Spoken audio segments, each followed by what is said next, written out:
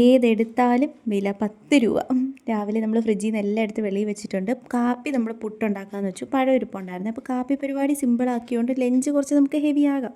ഇത് ഞങ്ങൾ meal prep ചെയ്ത് വെച്ച സാമ്പാറാട്ടോ. അസൂയുള്ളവർ തലേന്ന് വെച്ച സാമ്പാറെന്ന് പറയും. പിന്നെ നമ്മൾ കൊഞ്ച് ഇറുത്ത് എടുക്കുന്നുണ്ട്, കൊഞ്ച് ചമ്മന്തി വെക്കാൻ വേണ്ടിയിട്ട്.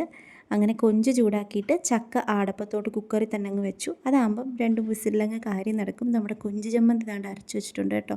ഇതിൻ്റെ റെസിപ്പി ഞാൻ പിന്നീടാവേ. പിന്നെ ബാക്കിയുള്ള തേങ്ങ എടുത്ത് ഞാൻ ഫ്രിഡ്ജിലോട്ടും കയറ്റി. അപ്പോഴത്തേക്കും ബാക്കി അത്യാവശ്യം അലുകുലുത്ത് പാത്രങ്ങളൊക്കെ കഴുകിയപ്പോഴത്തേക്കും കുറച്ച് ചിക്കൻ നമ്മൾ ക്രിസ്മസിന് വാങ്ങിച്ചത് ബാക്കി ഇരിപ്പുണ്ടായിരുന്നു. അതും എളുപ്പത്തിന് കുക്കറിൽ തന്നെ അങ്ങ് തട്ടിക്കൂട്ടാമെന്ന് വെച്ചു. കുക്കർ വിട്ടൊരു കളി ഇല്ല ഞങ്ങൾക്ക്. തരാതരത്തിന് ഞങ്ങൾ കുക്കർ അടുക്കി വെച്ചിട്ടുണ്ട്. അങ്ങനെ നമ്മൾ പൊടിയൊക്കെ ഇട്ട് കുറച്ച് ചിക്കനൊക്കെ വെച്ചിട്ട് അതൊരു വിസിൽ കയറ്റാൻ വെച്ചു. അപ്പോഴത്തേക്കും നമ്മുടെ ചക്കയും റെഡി ആയിട്ടുണ്ടായിരുന്നു. ഇച്ചിരി കൂടെ വെള്ളം ഒഴിക്കണമായിരുന്നു കേട്ടോ ചക്കയ്ക്ക്.